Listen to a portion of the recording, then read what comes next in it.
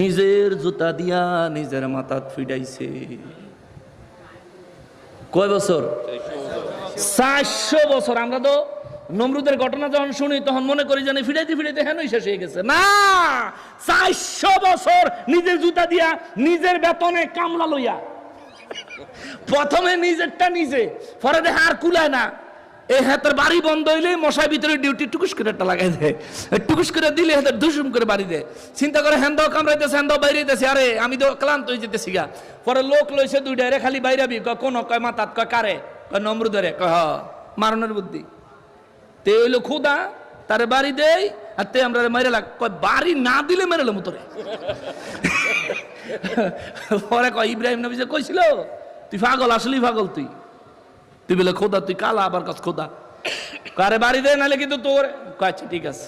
এতে কয় বাড়ি আমরা মাগনা মাগনা দিয়ে দিতাম না, বেতন